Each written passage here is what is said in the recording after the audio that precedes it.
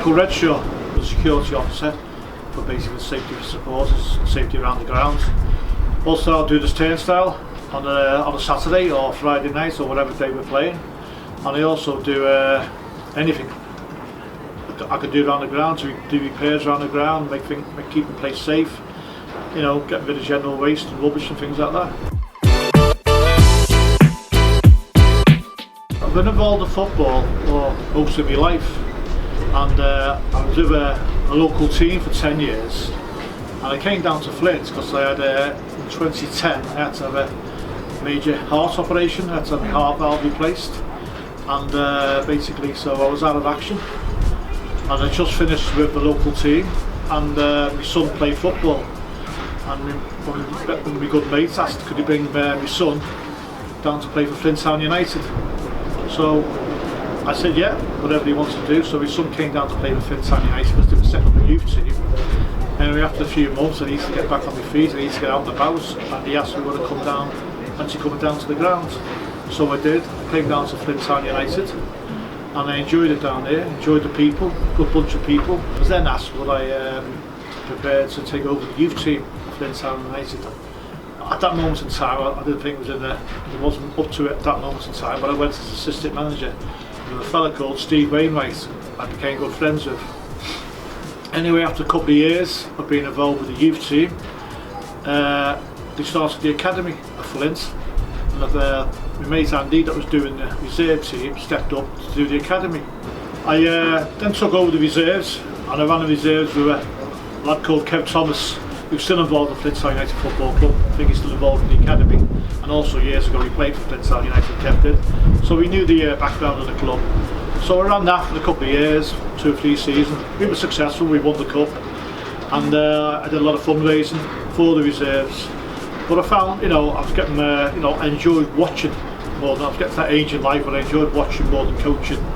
So I decided after about the 3rd season to step back from the reserves, and I went and approached the committee who won the help on the first team to come on the committee. So yeah, they were looking for members, so I came onto the Flint committee.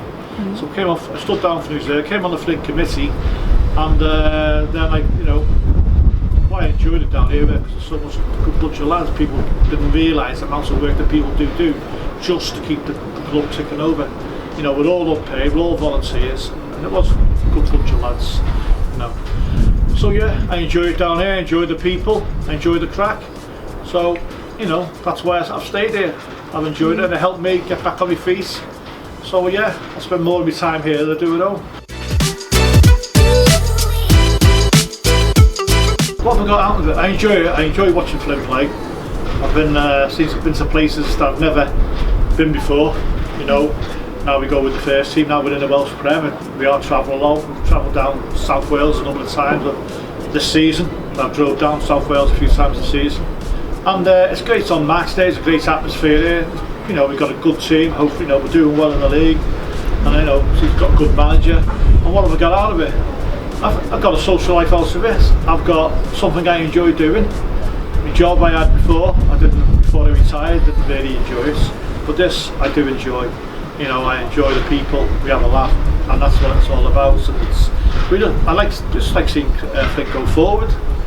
Now, on the negative side is I don't like it when people knock the club, don't really know anything about the club, don't really know what goes on behind the scenes, and just pick up on all the negative vibes that people put out instead of getting on the bandwagon with the positive vibes. And you know, I say, well, if you want to make it better, come get involved. You know what people say about the club. At the end of the day, the amount of work people do, it's most of the spare time is taken up helping the club, and that's what I like to see people. Instead of being negative, get involved and see what it's all about.